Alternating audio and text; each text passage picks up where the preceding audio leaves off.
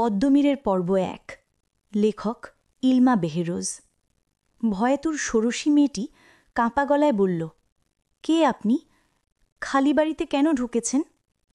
কালো ছায়াটি থেকে কোনো জবাব না পেয়ে পুনরায় ভেজা কণ্ঠে বলল, বলুন না, কে আপনি? হঠাৎ একটি ম্যাচের কাঠি জ্বলে উঠল। সেই আলোয় দুটি গভীর কালো চোখ বিভ্রম নিয়ে তাকিয়ে রইল ওর দিকে। শীতল স্পষ্ট কণ্ঠে চোখের মালিক বলল, আমির হাওলাদার। দৈবাত দমকা হওয়ায় আগুনের শিখা নড়ে ওঠে। হলুদ আলোয় আমির আবিষ্কার করে পদ্মজার দুই চোখ বেয়ে রক্ত নির্গত হচ্ছে। কিছু বুঝে ওঠার পূর্বে কতগুলো কালো হাত অক্টোপাসের মতো আঁকড়ে ধরে পদ্মজাকে, টেনে নিয়ে যেতে থাকে অন্ধকার গহ্বরে। আমির পিছু নিতে গিয়ে টের পেল কেউ তাকে ধরে রেখেছে। সে প্রাণপণে ছোঁটার চেষ্টা করে, গগন কাঁপিয়ে চিৎকার করে, পদ্মবতী! ধরপড়িয়ে উঠি বসে আমির। ওর হৃৎপিণ্ডের কম্পন এবং শ্বাস প্রশ্বাস দ্রুত চলছে। শরীর থেকে দর দর করে ঘাম ঝরছে। বিন্দু বিন্দু ফোঁটার মতো ঘাম জমাট বেঁধে রয়েছে চিবুকে। অসহিষ্ণু চোখে ডানে বামে তাকিয়ে নিজেকে একটি বিলাসবহুল অ্যাপার্টমেন্টে আবিষ্কার করল। স্মৃতিহাত্রে খুঁজে পেল 2 সপ্তাহ ধরে ও কুয়েতে আছে। এতক্ষণ তাহলে দুঃস্বপ্ন দেখছিল? আমির 2 হাতে মুখ ঢেকে দীর্ঘশ্বাস ছাড়ো। বুকের ভেতর কি এক অঙ্কিতা বিরাজ করছে। কেমন আছে পদ্মজা? আমির হাত বাড়িয়ে বালিশের নিচ থেকে একটা ছবি বের করল। ছবিতে ড্রয়িং রুমের সোফায় শুয়ে বই পড়ছে পদ্মজা। তার লম্বা বিনুনি মেঝে ছুঁই ছুঁই। পরনের শাড়ি গোলাপি রঙের। কত সুন্দর নারী সে, কি ভীষণ মায়াবী। ছবিটির দিকে বেশ কিছুক্ষণ তাকিয়ে থেকে আমির সিদ্ধান্ত নিল 2 দিনের মধ্যে দেশে ফিরব। আরও 1 সপ্তাহ কুয়েত থাকার কথা ছিল, কিন্তু পদ্মজার শূন্যতা ক্রমে তাকে উন্মাদ করে তুলছে। হুটহাট বিষণ্ণ হয়ে পড়ছে। আর দূরে নয়, দ্রুত ফিরতে হবে। তখন মধ্যরাত।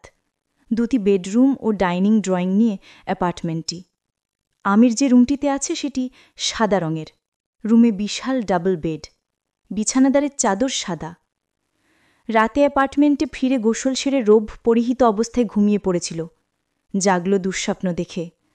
আমির সিগারেট হাতে নিয়ে কাচের বিশাল জানালার নিকটে গিয়ে দাঁড়ালো আমির। তখন দরজায় টোকা পড়ে। উর্দু ভাষায় ভেসে আসে, আসতে পারি? আমিরের অনুমতির অপেক্ষা করল না নারীটি। দরজা ঠেলে ভেতরে চলে এলো। রুমে তখন আবছা আলো। তার পরনে ঘুমের ছোট পোশাক। পোশাক বললেও ভুল হবে, 1 টুকরো কাপড়। রক্ত উষ্ণ করে দেওয়ার মতো সুন্দর সে। তার সবচেয়ে বড় পরিচয়, সে বিখ্যাত ইয়াকি সাফির রক্ষিতা।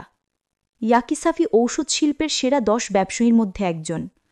তার কোম্পানির শাখা রয়েছে 100-রও অধিক দেশে।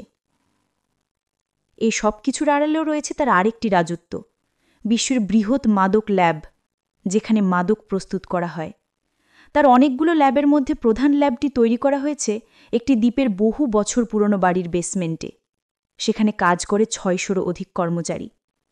ইয়াকি সাফি দেখতে মাঝারি আকারের, চওড়া কাঁধ, গায়ের রং ফর্সা, খাড়া নাক, ধূসর চোখে ঠিকরে পড়ে বুদ্ধিমত্তা। অপরাধ জগতের মানুষ তাকে হাস্তান নামে চেনে। খুব কম মানুষই তার আসল নাম এবং পরিচয় জানে। যারা জানে তারা ইয়াকি সাফির বিশ্বস্ত এবং পছন্দের। তিনি হঠাৎ সিদ্ধান্ত নিয়েছেন মাদক প্রস্তুত করা কর্মচারীদের মনোরঞ্জনের জন্য প্রতিটি ল্যাডে একটি করে হেরেমের ব্যবস্থা করবেন। সেখানে থাকবে অসংখ্য সুন্দরী নারীরা, যাদের এই পৃথিবী থেকে বিচ্ছিন্ন হয়ে আজীবনের জন্য চলে আসতে হবে। কখনো সেই ল্যাব থেকে ফিরতে পারবে না। যে কোনো নারী এই শর্ত মেনে নেবে না। ইয়াকি সাফির প্রয়োজনের কথা কানে যেতেই বেশ কয়েকটি দেশের নারী ব্যবসায়ী এগিয়ে আসে। তাদের মধ্যে একজন আমির হাওলাদার। বিপুল পরিমাণ অর্থ উপার্জনের সম্ভাবনা কি অবহেলা করা যায়? কুয়েত আসতে তার কিছুদিন বিলম্ব হয়েছে। ফলস্বরূপ সুযোগটি অন্য আরেকজন প্রায় ছিনিয়ে নিচ্ছিল।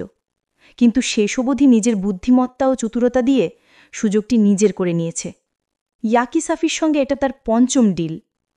আমির কিছু বলার পূর্বে মেয়েটি তার কাছে এসে বুকে 1 হাত রেখে কামুক চোখে তাকালো।